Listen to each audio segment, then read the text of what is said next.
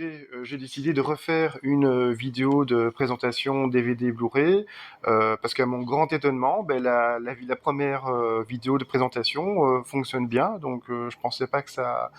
Voilà, donc pourtant c'est juste un format vlog avec aucun montage et j'ai même oublié le générique de début et de fin, donc j'ai vraiment fait ça dans la précipitation et voilà, c'est aussi pour ça que je voulais refaire une deuxième vidéo parce que voilà, je me rends compte que c'est vraiment beaucoup trop précipité et voilà, donc là je voulais faire une deuxième vidéo mais quand même faire quelque chose d'un peu plus propre. Donc là, je vais vous parler de Blu-ray DVD des années 80. Donc là, vous avez Luther, hein, donc Luther de Geek. Ah, donc il y a vraiment une curiosité, hein, donc un film édité par 88 Films. Donc voilà, donc désolé pour la lumière en fait. Donc voilà, donc c'est un film Luther de geek. Ben, l'histoire est très simple, hein, donc c'est un Luther, c'est un geek, donc c'est quand même, comment on dirait, un personnage de foire. Hein. Donc lui, son truc, par exemple, dans le cirque dans lequel il travaillait, eh bien, c'était arracher le cou des poules, donc décapiter les poules avec sa mâchoire en fait. Hein. Donc c'est assez horrible, mais voilà. Donc les gens payaient donc pour le voir faire son tour. Donc il était dérangé mentalement, donc il a été envoyé dans une institution psychiatrique et des années plus tard. Les psychiatres, pensant qu'il n'était plus un danger pour la société, ben, il lui donne son bon de sortie. Et bien entendu, très vite, il va tuer des gens. Tous les mœurs sont similaires. Hein, donc ça, c'est un point négatif du film. C'est que tous les mœurs sont négatifs, enfin, sont similaires. C'est pas du tout sanglant. En fait, il se contente d'arracher le cou, de mordre ses victimes au cou et voilà, il les tue comme ça en fait, quoi. Donc Luther de Geek. Hein. Donc c'est un film assez minimaliste, hein, donc quasi tout le film se déroule dans une maison isolée. Donc là, nous avons Neon Maniacs. Neon Maniacs. Donc j'adore ce film. Hein, donc il transpire les années 80. Donc j'adore ce film en fait. Hein. Donc désolé pour le focus et les reflets de lumière en fait. Voilà, donc j'espère qu'on voyait bien.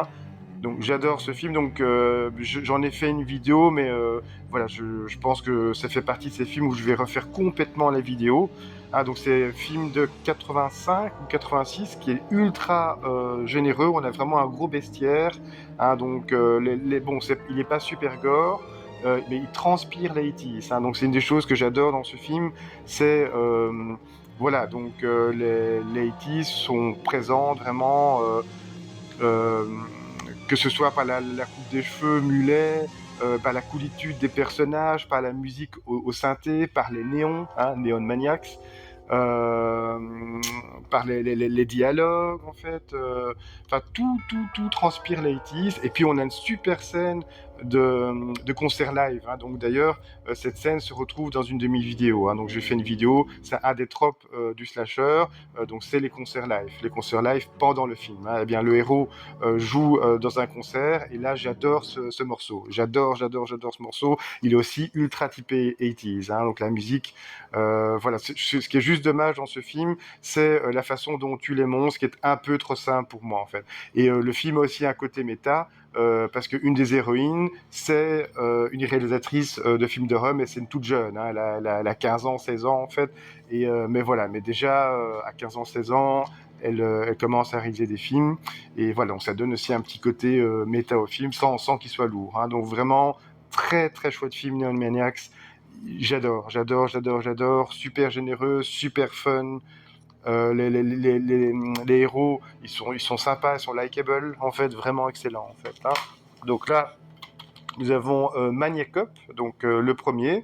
Hein, donc il y a eu 3 Maniac Cop, hein, donc tous réalisés par William Moustique. Le troisième, il désavoue complètement ce film, hein, parce que bon, enfin, j'ai pas le temps pour en parler ici, mais il y a des gros problèmes de production sur Maniac Cop 3, pardon. Vraiment, et c'était réalisé dans les années fin années 80. voilà, c'était encore le New York insécurisant, hein, donc c'était pas du tout le New York qu'on connaît maintenant, qui est ultra safe, mais là non, hein, et ça se ressent bien dans le film, je trouve, hein, donc ce côté crasseux, poisseux, sale, insécurisant de New York. Et donc voilà, donc vraiment on a un bon body count. Le premier est plus axé slasher, tandis que le deuxième, lui, est plus orienté action, hein. Et au début du deuxième, on a vraiment une grosse surprise. Mais voilà, ceux qui l'ont pas vu, je vais pas spoiler. Vraiment très sympa, Maniacop. Et ce que j'aime bien aussi, c'est qu'on est quand même en empathie pour le tueur Matt Cordell, hein. Donc ceux qui ont vu le film comprendront pourquoi on est en empathie. Là, vous avez P6, hein, donc P6, donc film espagnol. C'est vraiment du cheese à l'état pur, hein. Donc j'en ai fait une vidéo de ce film. Il est vraiment fun, il est parcouru de personnages vraiment bizarres, étranges, loufoques. Certains juste pour une petite scène, hein, et puis on a le fameux bastard dans ce film. Il est assez gore par moment également, et puis on a un sosie de Bud Spencer dans le film, hein. Donc il est vraiment très sympa, hein. Donc P6, voilà, donc j'en ai fait une vidéo. Donc là, nous avons un film anglais, donc La Tour du Diable, donc il y a un proto-slasher des années 70 qui est vraiment sympa.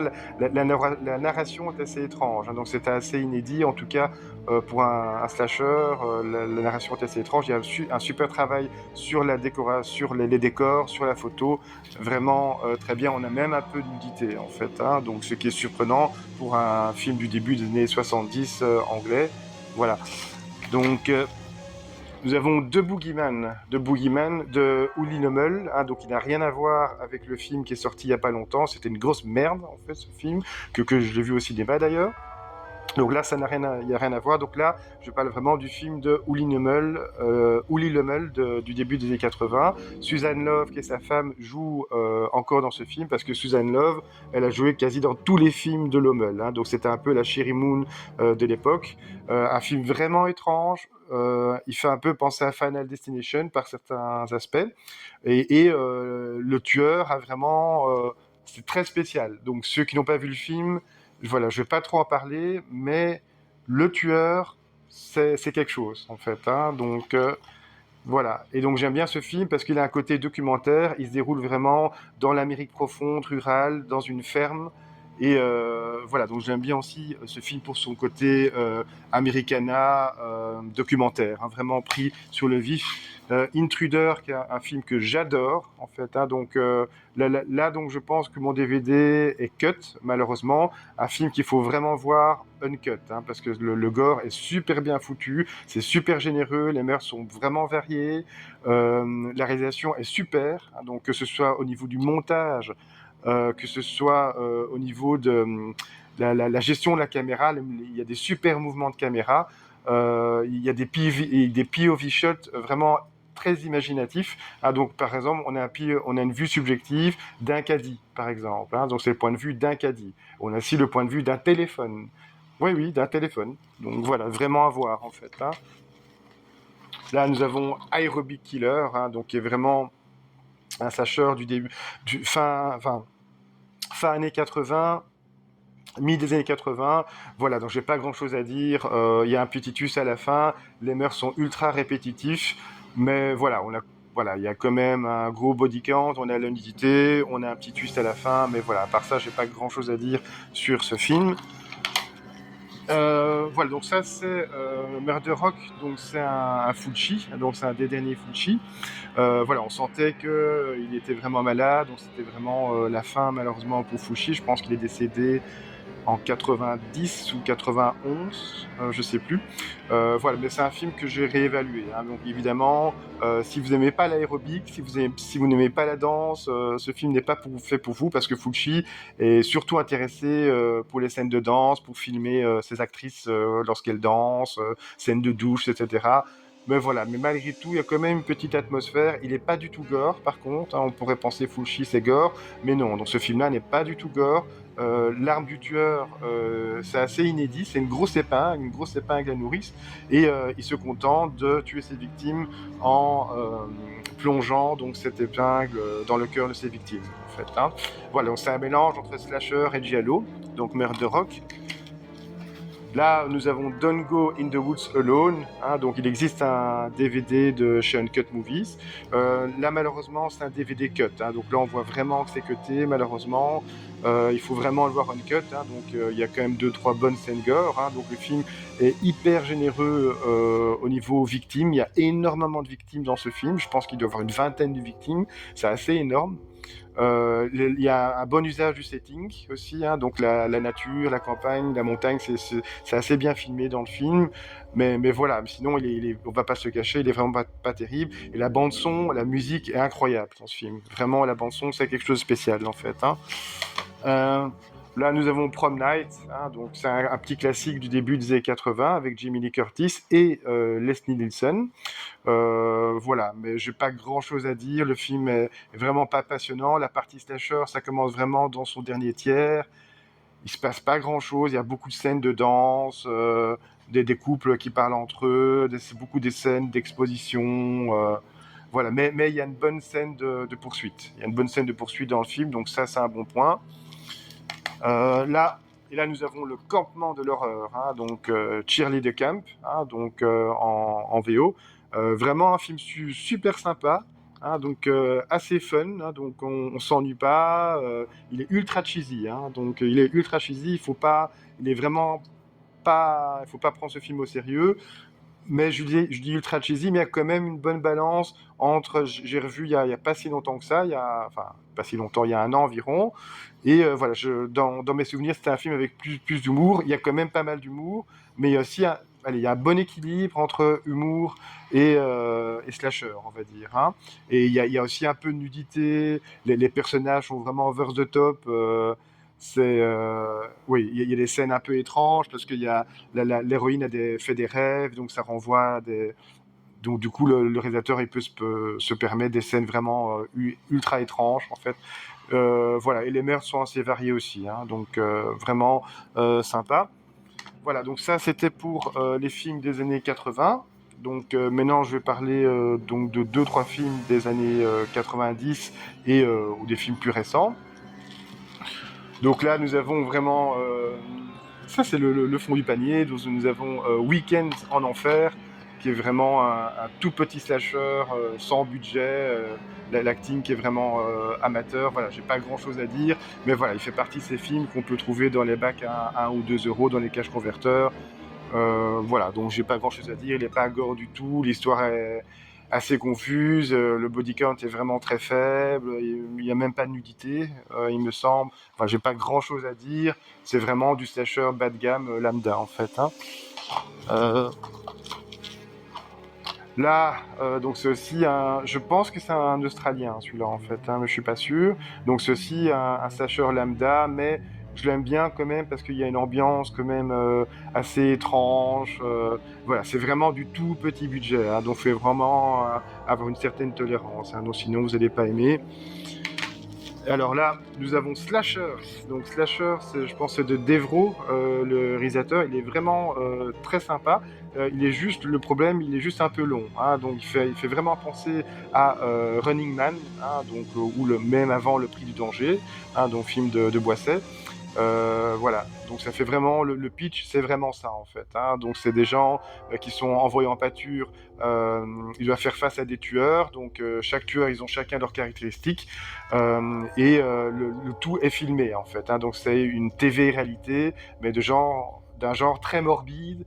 Voilà, donc ils se font tuer un par un par ces tueurs. Donc le film est un poil trop long. Il dure quand même près de 2 heures. C'est un peu long pour un slasher, mais voilà, il y a aussi pas mal de bonnes idées. Je ne vais pas spoiler si vous n'avez pas vu le film, je ne vais pas spoiler les bonnes idées, mais voilà, donc slasher, il est vraiment assez sympa et assez gore par moment en fait, donc assez généreux par moment au niveau du gore. Donc là, nous avons un survival anglais, donc Wilderness. Vraiment de très bonne facture en fait, vraiment très bonne facture. Donc l'histoire se passe sur une petite île anglaise ou écossaise. Donc c'est des jeunes, c'est des jeunes délinquants, on va dire, qui sont envoyés sur cette île pour voilà, donc pour c'est un genre de punition en fait. Donc et là ils vont devoir faire face à des chiens tueurs et il y a un tueur en fait. Ils vont devoir aller faire face à ces deux menaces, donc aussi bien les chiens que le tueur sur ces îles, et ils vont devoir apprendre parce qu'évidemment, donc il y a pas mal de conflits entre eux, donc c'est pas des tendres en fait, et donc ils vont devoir s'entendre pour pouvoir survivre. Franchement, il est assez viscéral par moment ce film. C'est pas du niveau d'Eden Lake, hein, donc d'Eden Lake c'est quand même un niveau au-dessus, mais il est sympathique. Il y a aussi un beau travail sur la photographie, les décors. Les paysages de l'île sont bien mis en valeur par la photographie, je trouve. Franchement, il est pas mal en fait, et c'est pas le plus connu. Donc slash, voilà, donc slash, ça j'ai choisi parce que donc c'est un des rares slashers sud-africains, hein, donc il est censé se dérouler aux États-Unis, mais c'est un slasher sud-africain. Hein.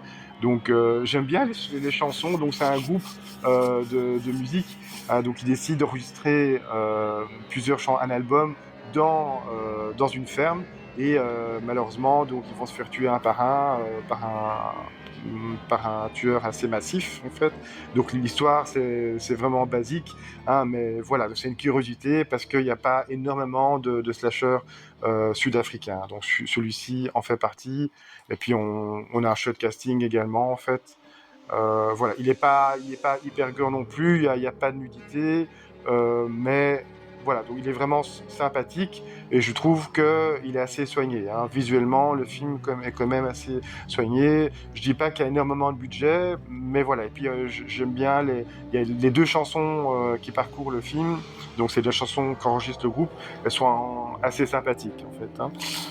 Euh, Ça, c'est le clown de l'horreur, donc vraiment un bon film canadien, hein, un bon film canadien de, je pense, c'est 96 ou 95.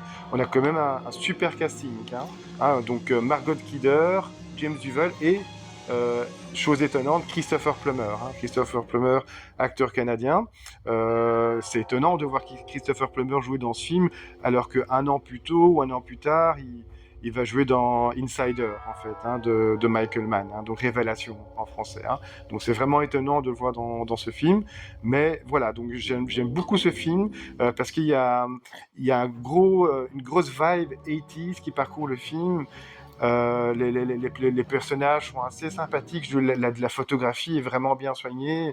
Il fait un peu penser à Stage Fright également, hein, donc de Michele Soavi. Donc j'en ai fait également une vidéo, hein, vous pouvez retrouver sur ma chaîne.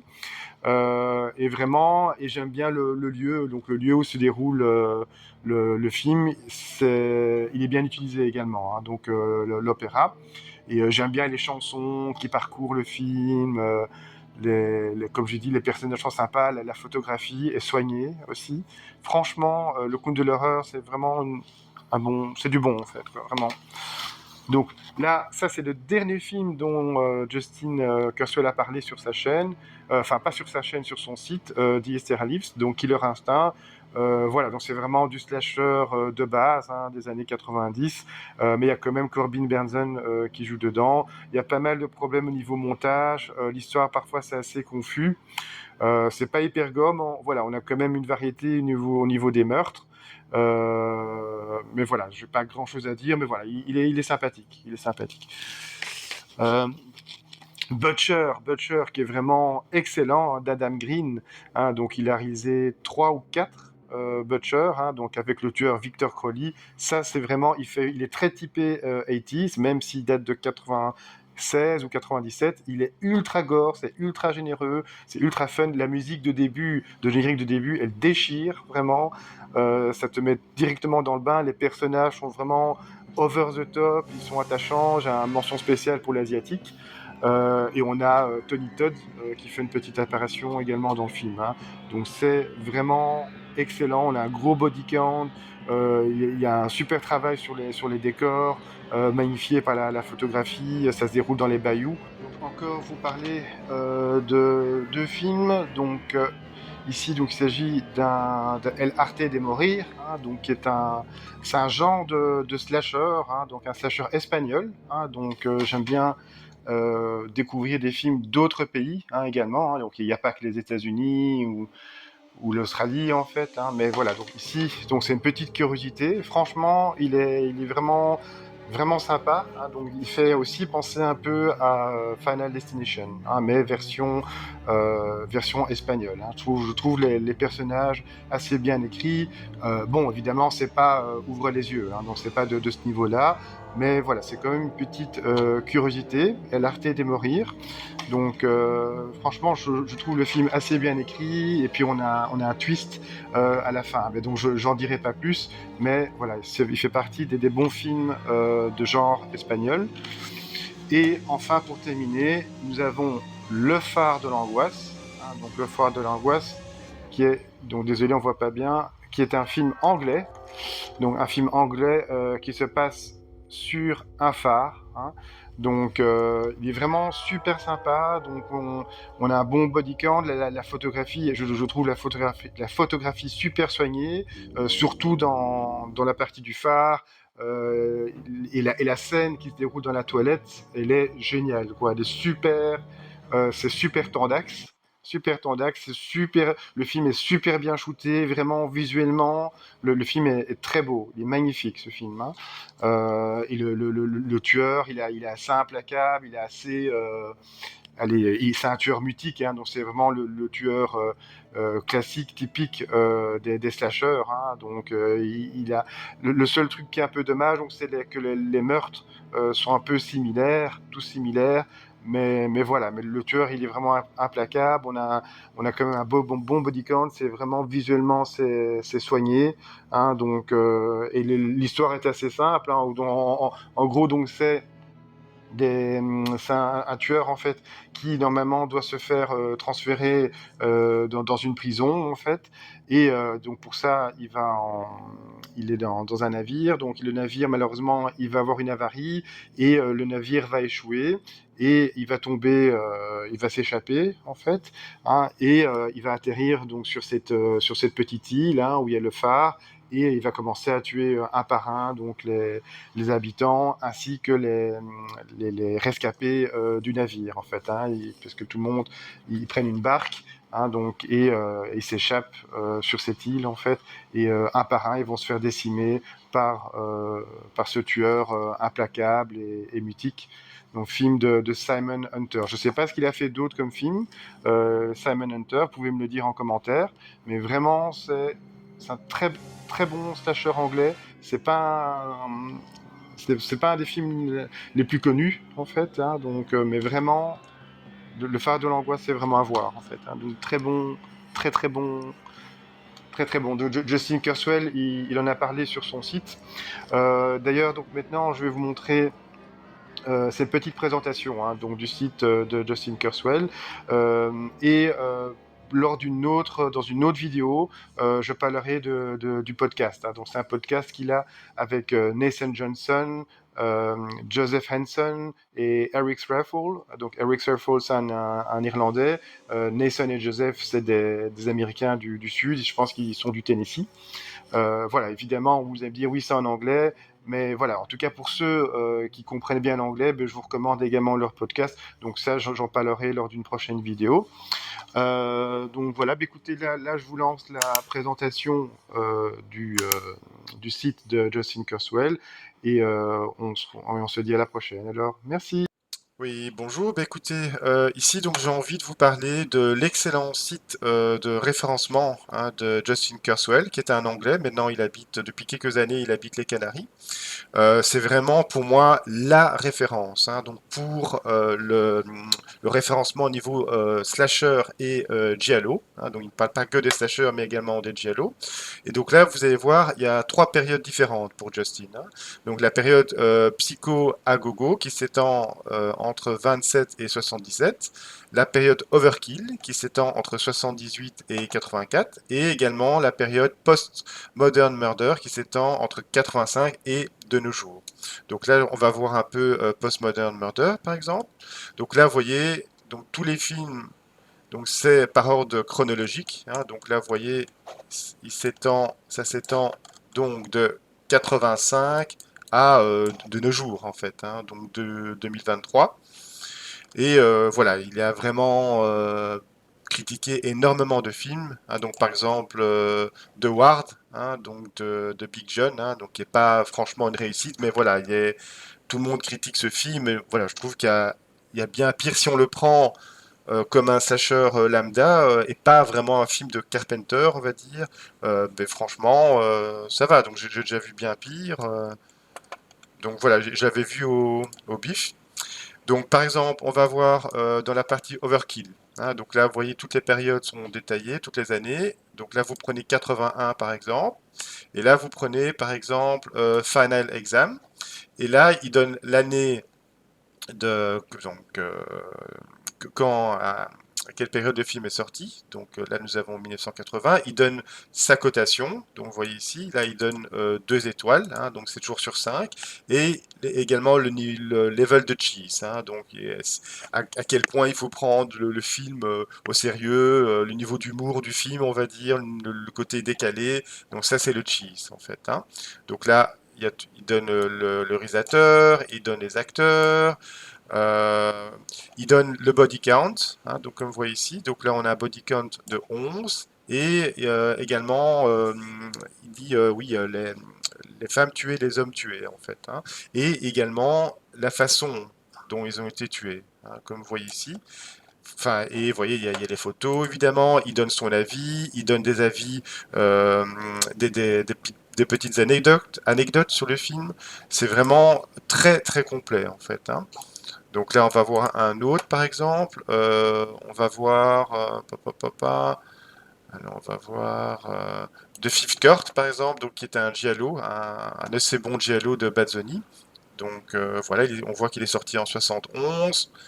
Voilà, donc on a les photos, on a le nombre de victimes, le body count, hommes, femmes et la manière dont ils ont été tués. Voilà, il y a et la partie update, donc ça c'est vraiment les derniers films dont il parle. Donc là on voit ici que le dernier film dont il a parlé c'est Killer Instinct, enfin qu'il a critiqué, c'est Killer Instinct. Donc je l'ai en DVD, hein, donc il y a pas mal de problèmes dans ce film, notamment au niveau du montage et l'écriture, mais voilà, moi je le trouve quand même assez fun. Voilà, il faut savoir aussi que Justin Kurzweil, il a écrit un bouquin, donc c'est celui-là, donc de Teenage Westland, que vous pouvez commander, hein. Donc vous pouvez commander sur son site, ou bien sur Amazon, hein, sur Amazon UK.